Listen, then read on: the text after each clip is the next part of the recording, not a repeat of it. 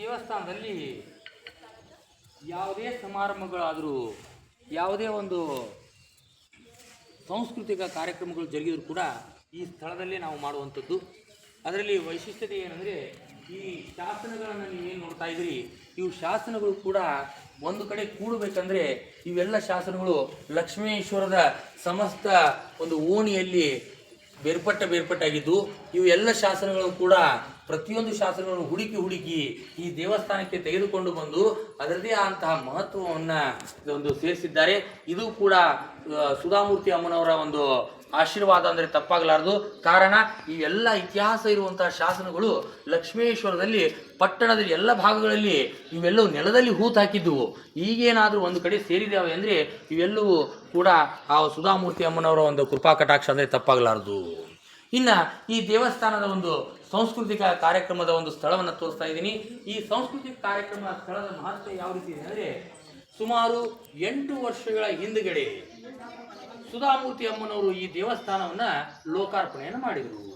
ಆ ಲೋಕಾರ್ಪಣೆ ಮಾಡಿದಾಗ ಅವರು ಏನು ಹೇಳಿದರು, ಪ್ರತಿ ವರ್ಷವೂ ಕೂಡ ಈ ಊರಿನ ಒಂದು ಹಬ್ಬವನ್ನು ಮಾಡೋಣ.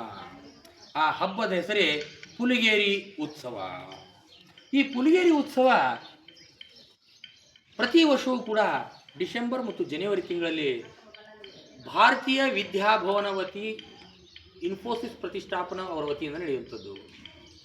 ಆ ಒಂದು ಕಾರ್ಯಕ್ರಮದಲ್ಲಿ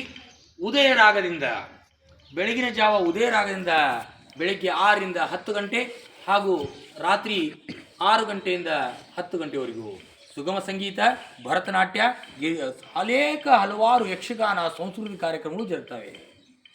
ಮತ್ತು ಇಷ್ಟೆಲ್ಲ ತಾಯಿ ಮಾಡಿಕೊಟ್ಟಾಗ ನಾವು ಕೂಡ ಆ ಅರ್ಚಕರ ವತಿಯಿಂದ, ಸಮಸ್ತ ಓಣಿಯಿಂದ, ಗುರು ಹಿರಿಯರಿಂದ, ಲಕ್ಷ್ಮೇಶ್ವರ ಜನತೆಯು ಕೂಡ ಆ ಅಮ್ಮನಿಗೋಸ್ಕರ ಒಂದು ಹಬ್ಬವನ್ನು ಕೊಟ್ವಿ. ಆ ಹಬ್ಬದ ಹೆಸರೇ ಶಿವರಾತ್ರಿ ಸುಧಾಮೂರ್ತಿ. ಶಿವರಾತ್ರಿ ಸುಧಾಮೂರ್ತಿ. ಶ್ರೀ ಅಂದರೆ ಶಿವನ ಧ್ಯಾನವನ್ನು ಮಾಡುವುದ, ವ ಅಂದರೆ ವರವನ್ನು ಪಡೆಯುವುದು, ರಾ ಅಂದರೆ ರಾತ್ರಿ ಇಡೀ ಜಾಗರಣೆ ಮಾಡುವುದು, ತ್ರಿ ಅಂದರೆ ತ್ರಿಕಾಲ ಸಮಾಜ ಚಿಂತನೆ ಬಯಸುವುದು, ಸು ಅಂದರೆ ಸುಧಾರಣೆಯನ್ನು ಮಾಡುವುದು, ಧಾ ಅಂದರೆ ಧಾರೆ ಎರೆಯುವುದು, ಮೂ ಅಂದರೆ ಮೂರ್ತಿಯಾಗಿ ರೂಪಿಸುವುದು, ತ್ರಿ ಅಂದರೆ ತ್ರಿಕಾಲ ಸಮಾಜ ಚಿಂತನೆ ಬಯಸುವುದು. ಪ್ರತಿ ವರ್ಷವೂ ಕೂಡ ಪುಲಿಗೇರಿ ಉತ್ಸವ ಆದ ನಂತರ ಶಿವರಾತ್ರಿ ಉತ್ಸವ ಅಂತ ಮಾಡ್ತೀವಿ. ಸಂಜೆ 6 ಗಂಟೆಯಿಂದ ಮಧ್ಯರಾತ್ರಿ 2 ಗಂಟೆವರೆಗೂ ಕೂಡ ಶಿವಜಾಗರಣೆ ಸಾಂಸ್ಕೃತಿಕ ಕಾರ್ಯಕ್ರಮ ಮಾಡುವುದರಿಂದ ಹೆಚ್ಚಿನ ಭಕ್ತಾದಿಗಳು ಈ ಭಗವಂತನ ದರ್ಶನಕ್ಕೆ ಬರ್ತಾರೆ ಅನ್ನೋ ಉದ್ದೇಶದಿಂದ ಶಿವರಾತ್ರಿ ಉತ್ಸವವನ್ನು ಮಾಡ್ತಾ ಇದ್ವಿ. ಇನ್ನೊಂದು ವೈಶಿಷ್ಟ್ಯತೆ ಏನಂತಂದರೆ, ಈ ದೇವಸ್ಥಾನದಲ್ಲಿ ಪ್ರತಿ ಸೋಮವಾರ, ಪ್ರತಿ ಅಮಾವಾಸ್ಯೆ, ಪ್ರತಿ ಹುಣ್ಣಿಮೆ ಹಾಗೂ ಪ್ರತಿ ಶ್ರಾವಣ ಮಾಸಗಳಲ್ಲಿ, ನವರಾತ್ರಿ ಮಾಸಗಳಲ್ಲಿ ಅನ್ನದಾಸೋಹ. ಈ ಅನ್ನದಾಸೋಹ ಮಾಡುವಂತಹ ವಿಚಾರ ತಂದು ಕೊಟ್ಟಿರುವಂಥದ್ದೇ ಅಮ್ಮನವರ ಒಂದು ಆಶೀರ್ವಾದ. ಕಾರಣ, ದೇವಸ್ಥಾನದಲ್ಲಿ ಉದ್ದಿನ ಕಡ್ಡಿ ಕರಪರವನ್ನು ತ್ಯಜಿಸಿ 1 ಲೋಟ ಅಕ್ಕಿಯನ್ನು ಕೊಡಿಸಿ. ಈ ಪದ್ಧತಿನ ಯಾಕೆ ಅಳವಡಿಕೊಂಡು ಅಂದರೆ, ಒಳಾಂಗಣದಲ್ಲಿ ಯಾವುದು ಧೂಪದಿಂದ ಹೊಗೆ ಆಗಿರುತ್ತೆ ಅವು ಎಲ್ಲವೂ ಚಿತ್ರಕಲೆಗಳು ಮುಸ್ತಾ ಇದ್ದವು.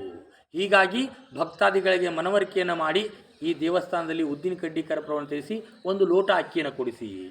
ಆ ಒಂದು ಹೇಳಿಕೆ ಯಾವ ಮಟ್ಟಕ್ಕದ ಅಂದರೆ, ಪ್ರತಿ ಸೋಮವಾರ ಪಲ್ಲಕ್ಕಿ ಉತ್ಸವಕ್ಕೆ ಸುಮಾರು 10 ವರ್ಷಗಳ ಹಿಂದುಗಡೆ 5-10 ಜನ ಇರುವಂತಹ ಪರಿಸ್ಥಿತಿ ಇರ್ತಿದ್ದಿಲ್ಲ. ಈಗೇನಾದರೂ ಪ್ರತಿ ಸೋಮವಾರ, ಪ್ರತಿ ಅಮಾವಾಸ್ಯೆ, ಪ್ರತಿ ಹುಣ್ಣಿಮೆ, ಶ್ರಾವಣ ಮಾಸಗಳಲ್ಲಿ, ಮಹಾನವಮಿಯಲ್ಲಿ, ಶ್ರಾವಣ ಮಾಸಗಳಲ್ಲಿ ನಿರಂತರ ದಾಸೋಹ ಮಾಡ್ತಾ ಇದ್ದೀವಿ. ಆ ಭಗವಂತನ ಕೃಪಾ ಕಟಾಕ್ಷದಿಂದ ಸಮಸ್ತ ಭಕ್ತಾದಿಗಳು ಆ ಮಹಾಪ್ರಸಾದದಲ್ಲಿ ಭಾಗವಹಿಸ್ತಾ ಇದ್ದಾರೆ. ಇನ್ನು ಆ ದಾಸೋಹ ಕೂಡ ಬಹಳ ವೈಶಿಷ್ಟ್ಯಪೂರ್ಣವಾಗಿರುವಂಥದ್ದು. ಕಾರಣ, ಭಕ್ತಾದಿಗಳು ಹೆಚ್ಚಿನ ಸಂಖ್ಯೆಯಲ್ಲಿ ಈ ದೇವಸ್ಥಾನಕ್ಕೆ ದರ್ಶನವನ್ನು ಪಡೆದು ಪುನೀತರಾಗಬೇಕಾಗಿ ವಿನಂತಿ. ಹರ್ ಹರ್ ಮಾದೇವ್, ಹರ್ ಹರ್ ಮಾದೇವ್. ಸಮೀರ್ ಕೃಷ್ಣಾಜಿ ಪೂಜಾರ್, ಪ್ರಧಾನ ಅರ್ಚಕರು, ಲಕ್ಷ್ಮೇಶ್ವರ ಸೋಮೇಶ್ವರ ದೇವಸ್ಥಾನ.